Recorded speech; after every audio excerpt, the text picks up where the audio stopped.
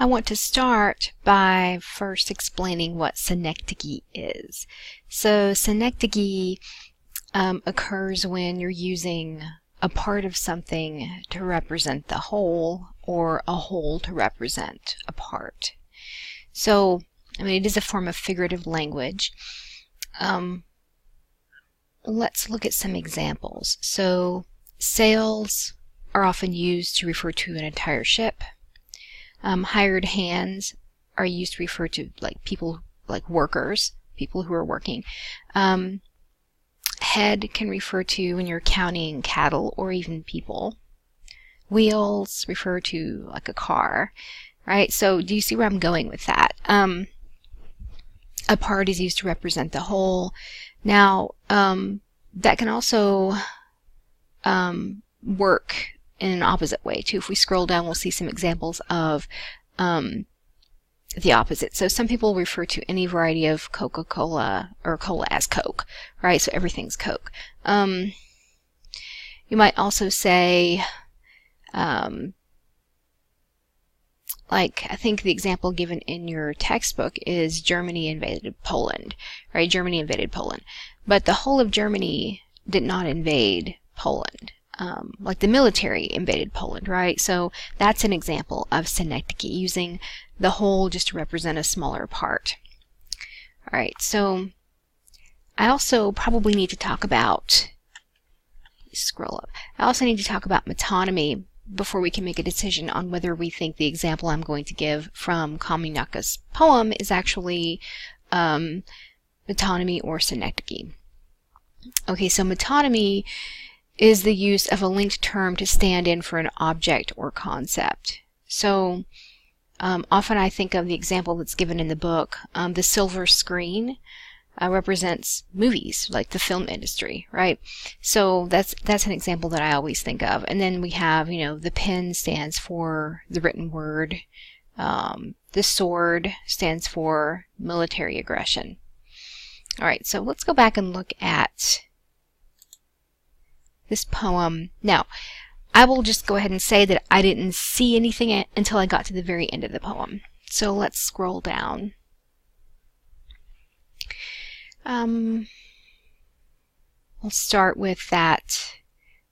Well, that's a long part. I'll go ahead and read it though. I knew Salome's brother Cleanth hung our cat with a bootlace from a crooked fence post. Knew he pulled on the cat's hind legs, a smile on his face, and it wouldn't be long before he would join her in the creek, and they'd hold each other like Siamese twins at the state fair, swimmers trapped under a tyranny of roots, born with one heart. So I really focused on the word heart, because the heart is a part of a whole person, right? So is this one part of a human being being used to explain that person in their entirety? Or is the heart being used to stand for something that's closely associated with it? You guys will have to think about that. Because if you have an example like this in the poem that you're analyzing, sometimes it's difficult to tell the difference between synecdoche and metonymy, because you can see how they're working both ways. I'm going to go ahead and say that I think it can work both ways in this poem, but let's for the time being say that it's metonymy. Let's say that heart represents, the heart represents feeling, sentiment, passion, right? So these two people, this brother and sister, they share one heart, they share one passion, they share one feeling, right? We could look at it that way. We could also look at it as the heart, as far as synecdoche goes, the heart is just a smaller portion of who they actually are. I think I said to you before that it's interesting that Cleanth, is described as a cruel person, yet at the end of the poem we're told that he and Salome share, they're born with one heart, so they're sharing a heart. So does that mean that Salome also shares Cleanth's inclination for violence. I don't know. Is she cruel like he is? I don't know.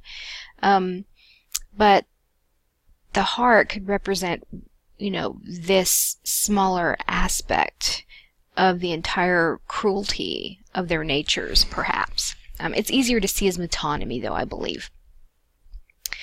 All right, so definitely if you see something like that going on in your poem, you want to draw our attention to it, and you want to ask, okay, so is this working as synecdoche, or is it working as metonymy?